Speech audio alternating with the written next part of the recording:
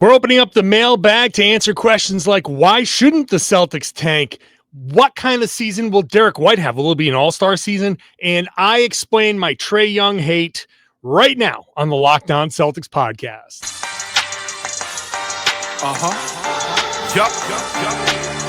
Beantown, be ever ready.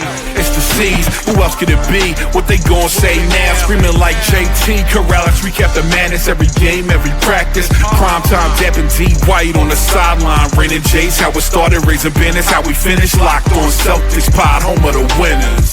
Hey there, welcome back to the Locked On Celtics podcast, right here on the Locked On Podcast Network, where it is your team every day.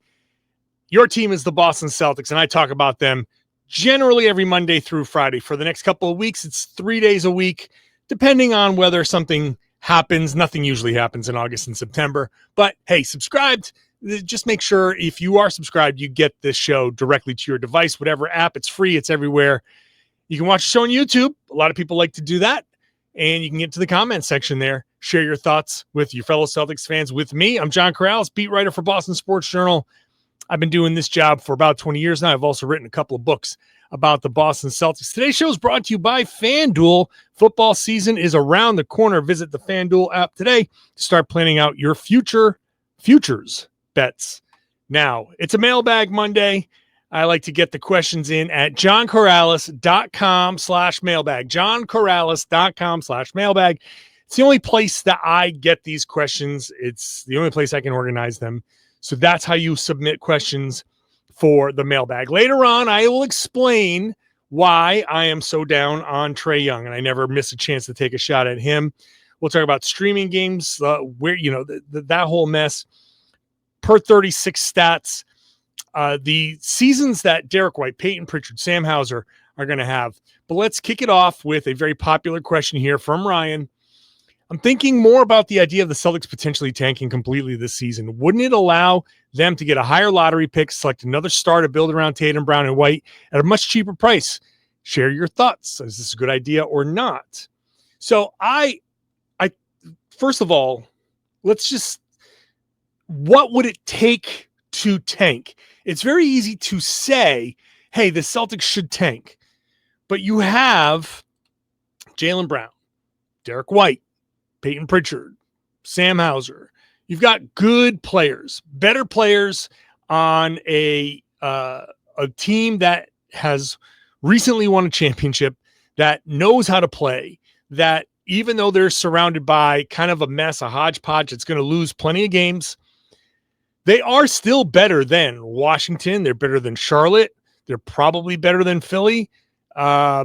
Or, we'll see how Philly goes. They're better than Brooklyn. They're better than Toronto. They might be on a par with Chicago, Miami. We'll see what happens with Indiana this year. But my point is, for them to tank, they would have to become worse than 3 or 4 or 5 of the absolute worst teams. And now let's talk about, they're going to be better than, I was just mentioning Eastern Conference teams. They're going to be better than Utah for sure. New Orleans, maybe. Portland, they'll be better than Portland probably. Phoenix, they'll probably be better than Phoenix. This is a lot of tanking teams. So when you say, well, they can just tank and select their next star in the draft, it's not that easy. It's just not, I don't think it's so what do? You shut Jaylen down? You can't shut Jaylen Brown down. He's not going to go for that. How do you tank if you're the Celtics? Do you just tell Joe Mazzulla, like, yeah, you're going to play Jaylen 20 minutes? No. You can't do it. You're going to ruin team chemistry. You're going to ruin a lot of things that you've worked to build. That's not an attitude that you want in the locker room. That's not one you want around the team. This is the team. They're going to be a middle-of-the-road team. They're going to be potentially fighting for a play-in spot. Now, if we get to March, I've said this before, I'll repeat myself. If we get to March and Jaylen has missed a few games, maybe, there's an ankle sprain, a hamstring strain, something like that. He's missed a few games, and the Celtics are hovering right around that 9th, 10th seed. At that point, you might say, okay, look, we are going to go in a different direction. We'll get Jaylen his 65 games. You do not want to deprive him. The last thing you want to do is deprive a guy of his chance to potentially get an All-NBA, postseason awards, any of that stuff. That you want to talk about losing the locker room and losing a player that you put a lot of stock in. You're gonna tell Jaylen Brown, here's your one chance to be the number one guy. And oh, by the way, we're not going to play you 65 games. We're not going to give you a chance. We're not going to give you the minutes to go prove that you can be the number one guy. Like, that would be just the ultimate. And maybe that's your goal. Maybe you want to say, hey, we'll force Jaylen to request a trade and he can get out of here. But that's just that's not how you want to do business. So I disagree with that whole notion.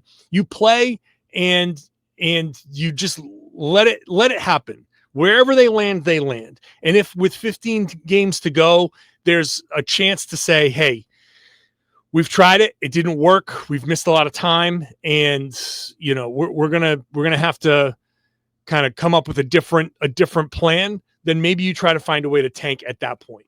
But at that right now, to go into a season and say, we are tanking, it's just not that easy. It's not as simple as saying we're tanking. You can't declare it like you're declaring bankruptcy, like you're Michael Scott and being like, tanking, we're tanking. You can't do that. I don't think you just play. And the front court and all that, like the situation might be that the Celtics aren't very good anyway.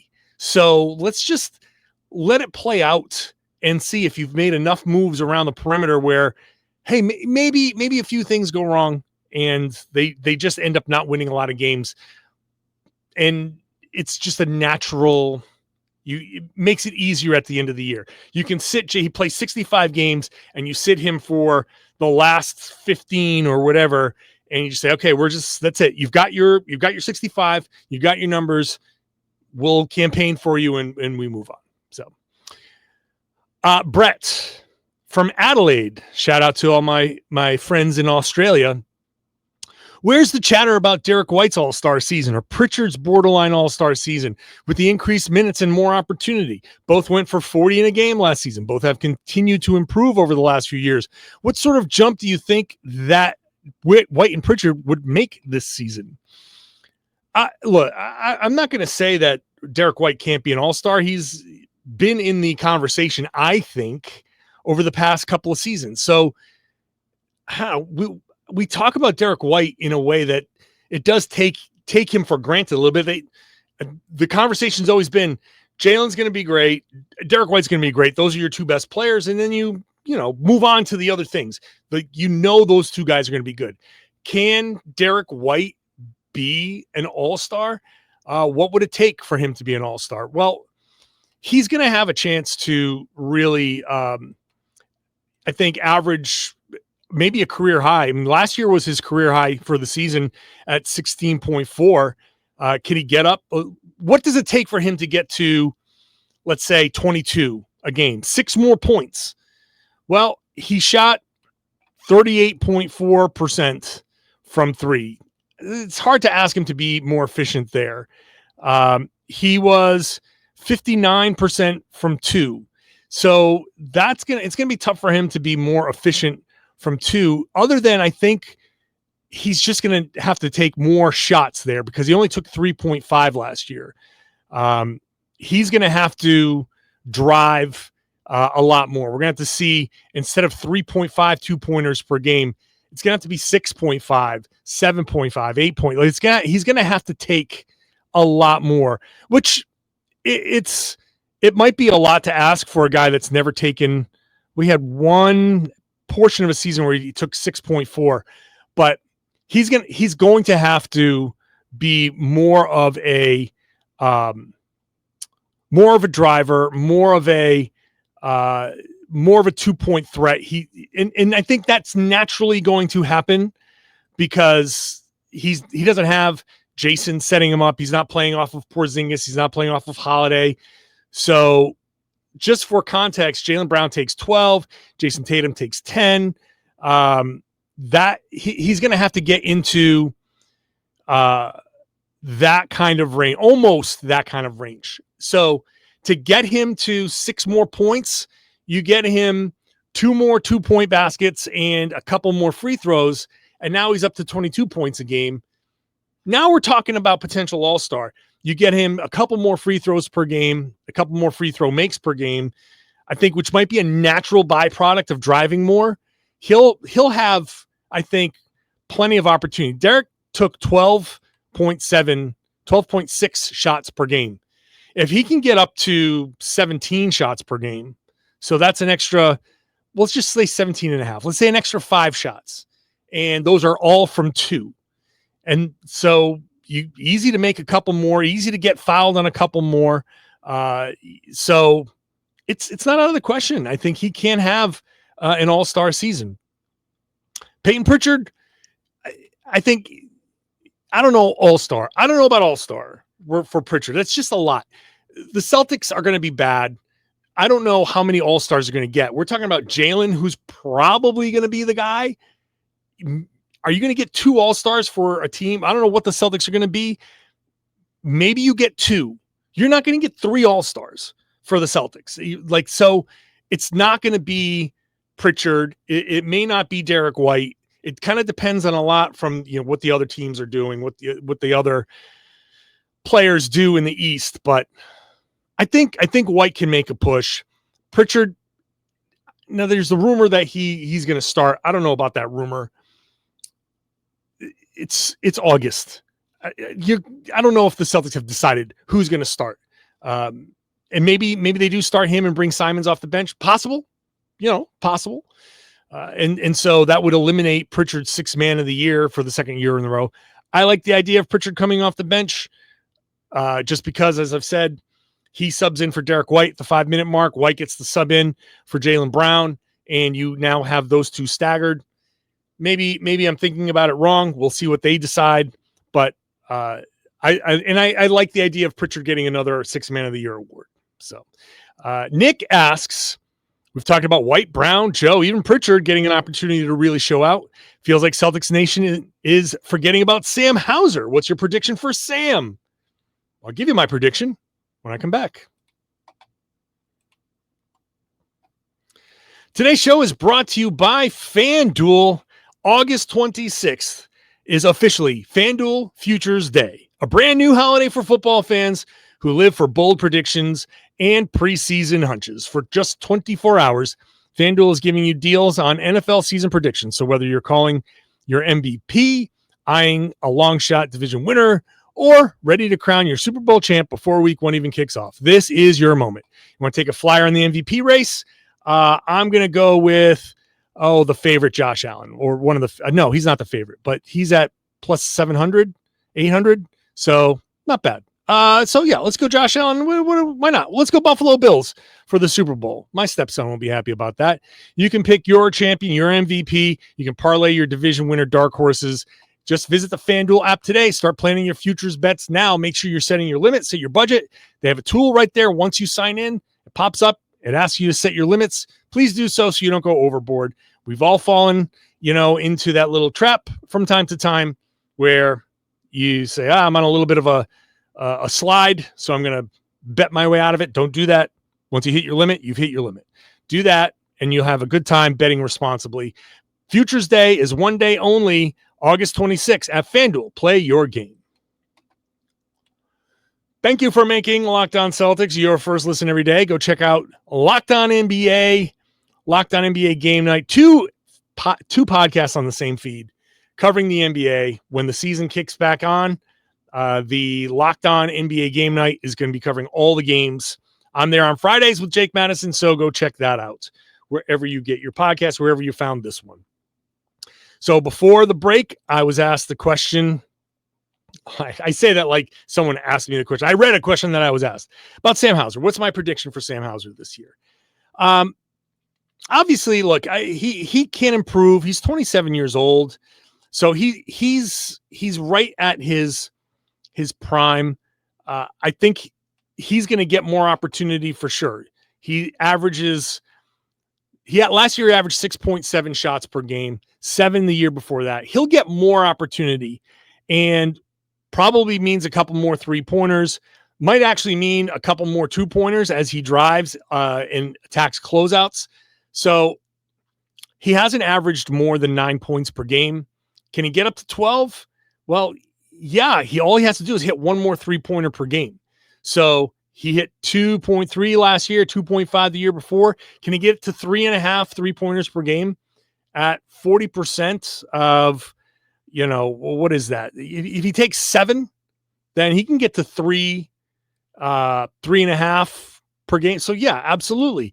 And again, driving a little bit more. If he's taking 1 2-point shot per game, if he can get up to 2, just take 1 more 2-point shot per game. And maybe you get to the free throw line. Like, he never gets to the free throw line. Maybe he gets to the free throw line a little bit. So yeah, he can do the same thing. If the Celtics play fast and play that style, can he get to 12 points per game? Sure. Because it's super easy for him to hit one more 3-pointer and hit another free throw. There's 4 points on top of just what he averaged last year. That's 12.5. Boom, right there. There's your 12.5. So yes, he can do it. Absolutely, he can do it. I think the Celtics offense will play fast and will have an opportunity to really put up a lot of shots. So yes, he will get his looks. Ted says, while squinting, I see Walsh equals A. Wiggins. Is that? Yeah, okay. I'm just going to. Baylor equals Caruso. Garza equals Hartenstein. Minot equals Toppin. Keita equals Mitchell Robinson. And Boucher as a poor man's Al Horford. Can you see it? While squinting, I don't see it while I'm squinting. Let me put on my glasses. Maybe I can. No, I don't see it with my glasses. Let me try these. Do I? No, the binoculars don't really. I'm not getting it either. No, I don't see that. I'm sorry. Wiggins for Jordan Walsh. That is a leap. That is a leap. Baylor Shireman is never going to be Alex Caruso. Never, ever, ever. He's not that level of defender. I can't imagine him ever being that level of defender. Can Garza become Hartenstein? Maybe. Hartenstein, works really, really hard. It's a lot of effort there. Keita as Mitchell Robinson. Look, I know that Keita has done well so far in tune-ups. I see a lot of clips of him doing well against Iceland. He scored 12 points against Iceland, and people are like excited about that. It's Iceland. Name me a player from Iceland. I didn't know they had basketball in Iceland. I mean, obviously they do, but no, sorry. Boucher is a poor man's Al Horford. I mean, he's 32. And he's not going to hit 3-pointers at Al Horford's rate, and he's way too small to defend like Al Horford did. So, Ted, I love your optimism. I love it. I don't see it, and I apologize. It's just not there. Andrew says, how much stock do you put in per 36 stats? For example, Charles Bassey averages 14 rebounds per 36 minutes. Just like any stat, per 36, you have to know how to use the stat to get the proper information out of it. So per 36 would be for like Sam Hauser, let's say. Let's go back to that other question. He's playing 22 minutes per game over the past couple of seasons. He's going to have more opportunity. For him, pumping up to per 36. Okay, let's take a look at per 36 for Sam Hauser. Well, at per 36 last season, 14 points per game, 3 of 9 makes from 3 at 9.3 attempts, 1.1 makes from 2 on 1.8 attempts.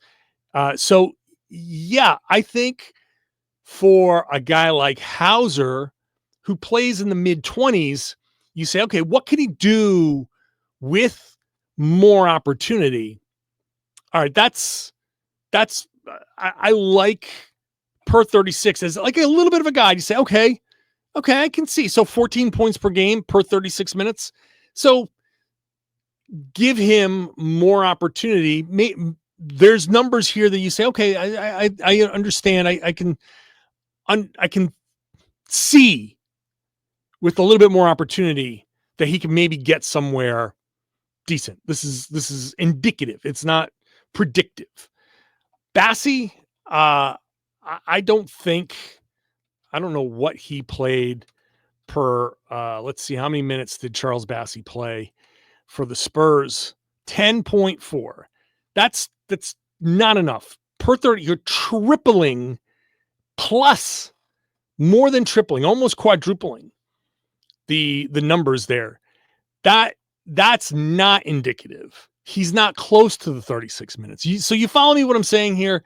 It's not about the, just saying, well, you take these stats and you extrapolate them out per 36. You got to be close. He's got to be close to playing those 36 minutes. So someone like,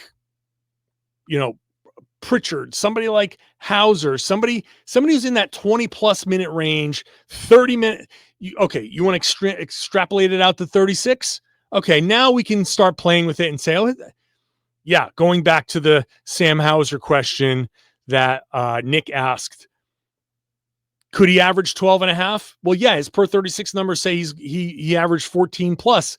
So if he gets 30 plus minutes per game, he probably can get to 12 and change if he gets the same rate of shots. Can he get shots at that same rate?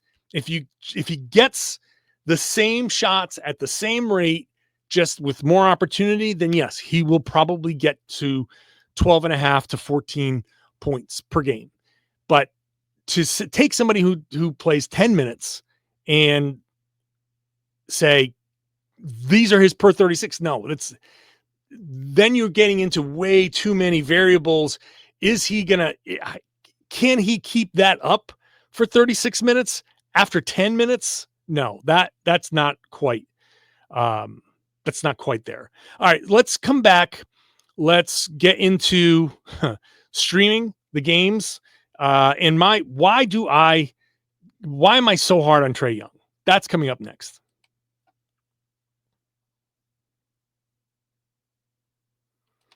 Thanks for making Locked On Celtics your first listen every day. I really do appreciate you being an everydayer with me Monday through Friday, or Monday, Wednesday, and Friday for the next few weeks. But whenever I get a bonus podcast, hey, like the schedule just came out last week. I put a bonus podcast out. We had 4 podcasts last week. You only know that if you subscribe. So make sure you do that. And I do appreciate you for doing that. Andrew asks, when I lived in New York, I became a Liberty fan. Now that Boston is getting a WNBA team, do I need to change my loyalties? Look, you can keep your loyalties if you'd like. That you don't have to change, right? Some people like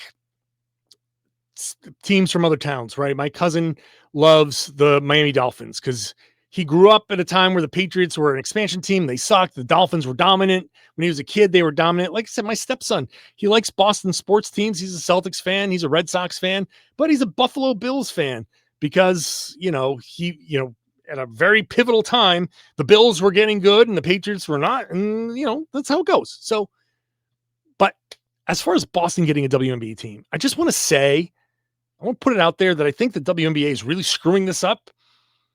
They want the Connecticut Sun to move to Houston. I'm presuming it's because they want to start fresh.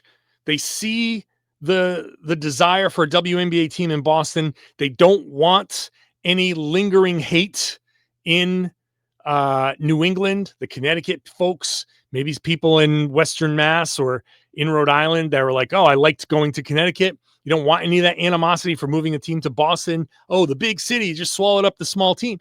Maybe they don't want that. And they want to start a team with its own history in Boston. I just look. Steve Pagliuca wants to buy this team. He wants to move into Boston. He's going to invest $100 million in a practice facility.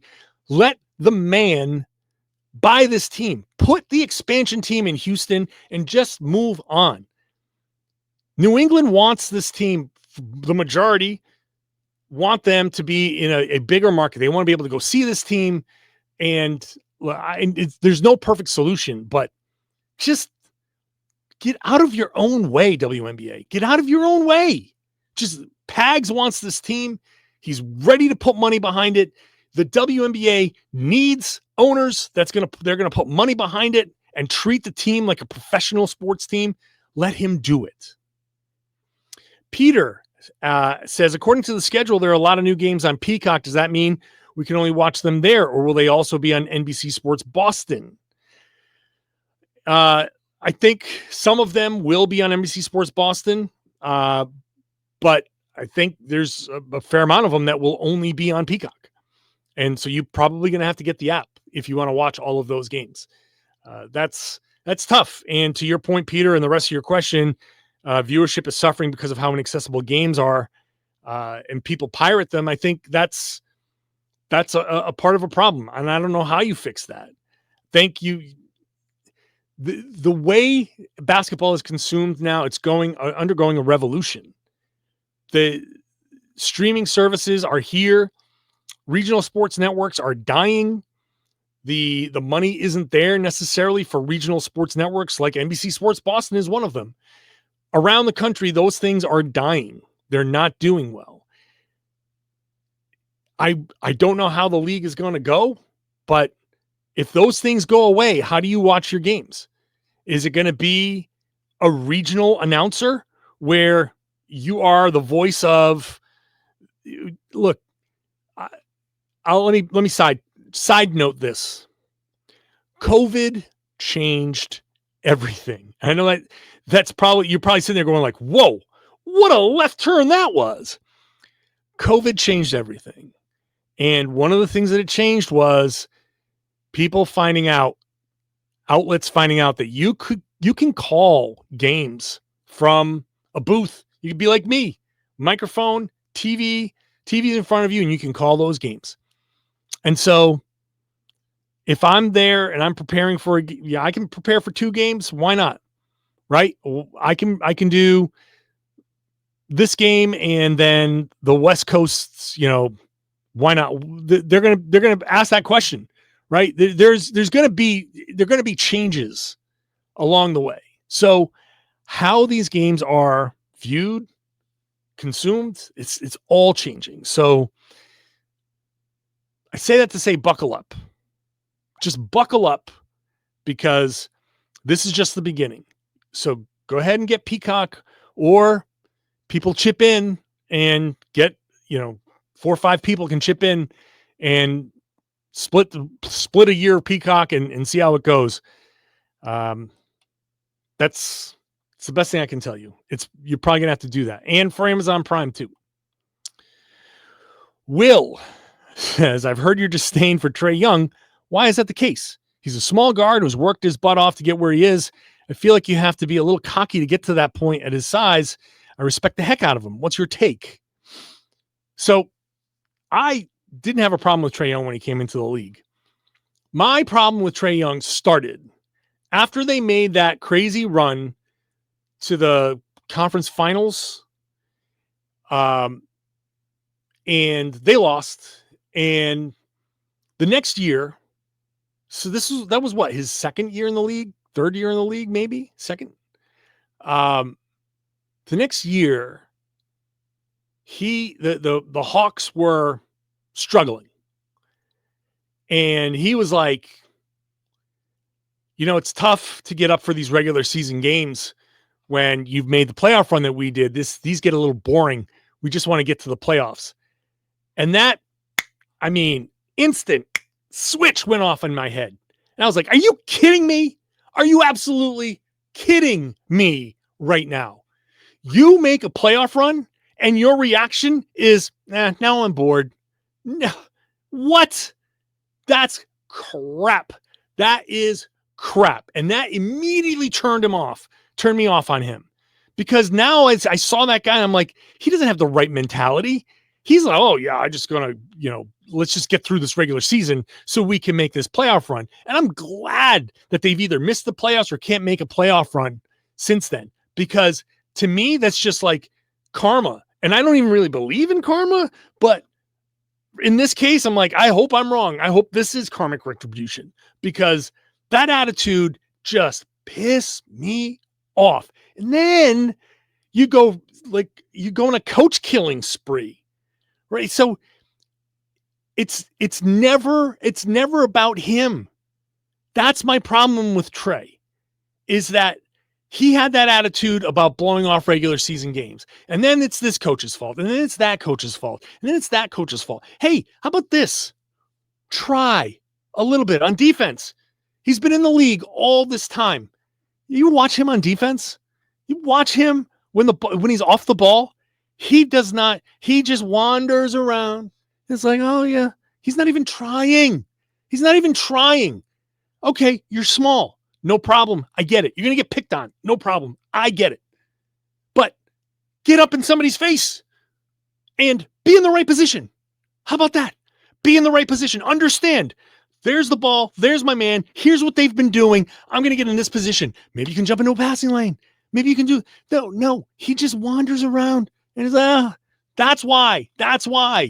Because he doesn't put effort where he needs to put the effort. Now, he is an incredible passer. One of the best passers in the league. Incredible. And he can pile up the points. But also, the foul grifting, once they crack down on that, notice it hasn't been exactly the same Trae Young show as it has in the past. And he's not a great three-point shooter.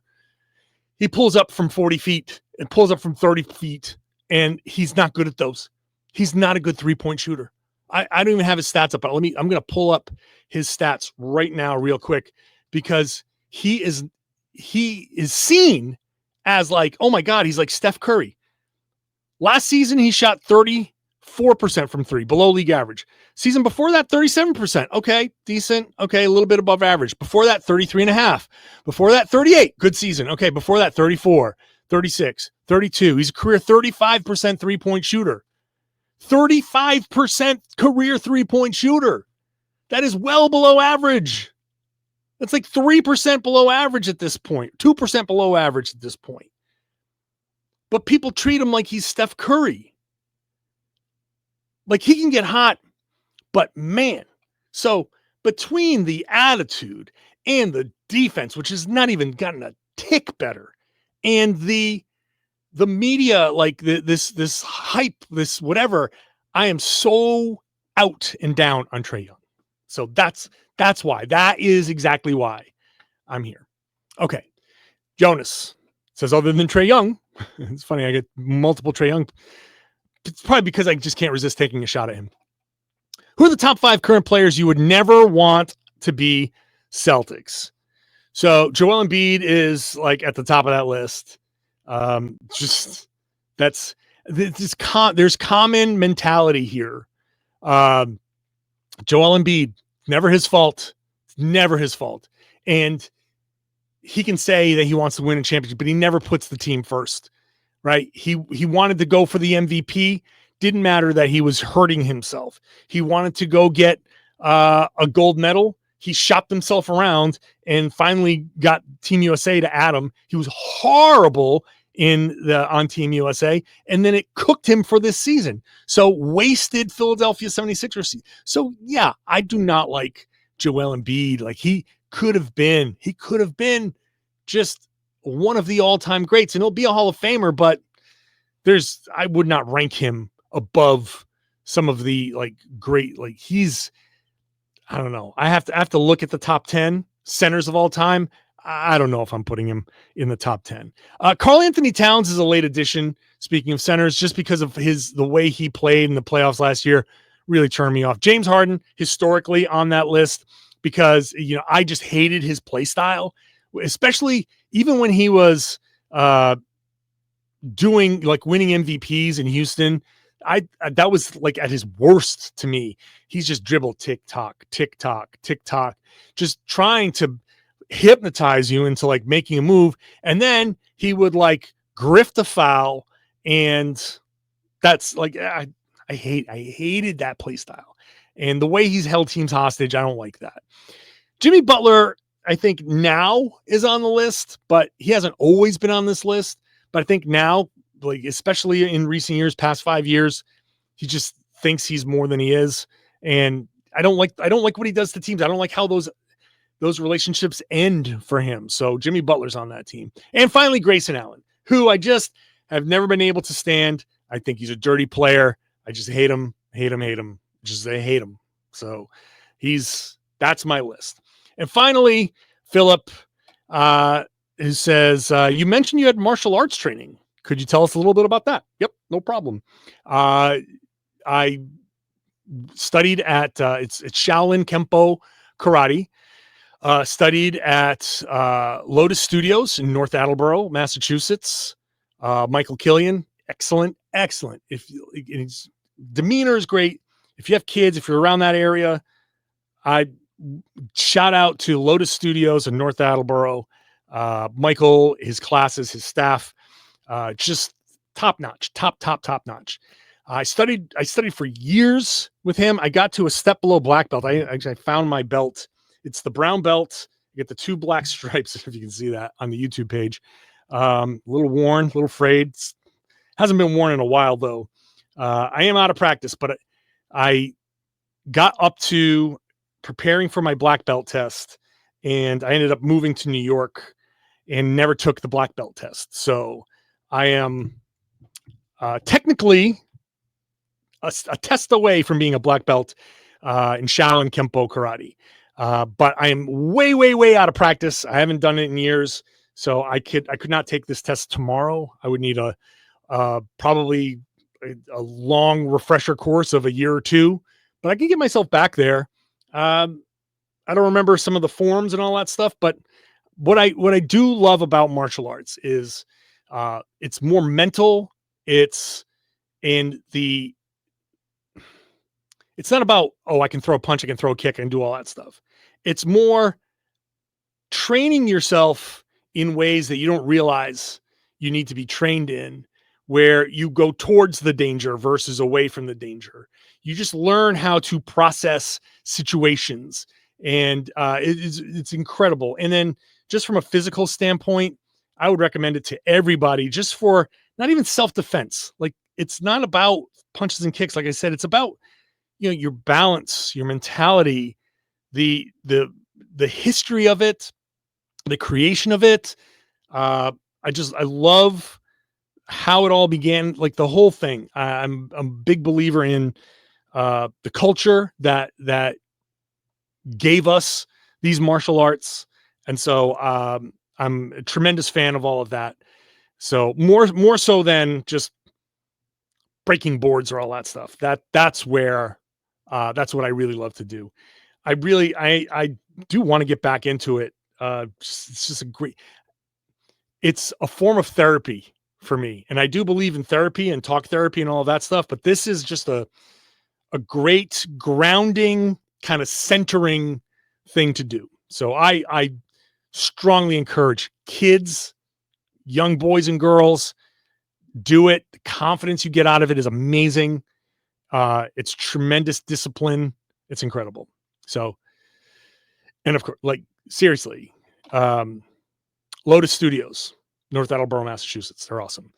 Thanks for the mailbag. I went way long on this, but hey, since I'm going 3 days a week, turn this into like a 2-version podcast. You're getting 2 podcasts out of this. So anyway, thank you for listening. Thank you for watching. Very much appreciate you for doing so. I really love the fact that you're doing that. And I would love it if you shared the podcast, tell everybody they should be listening to and watching the Locked On Celtics podcast here on the Locked On Podcast Network. It's your team every day.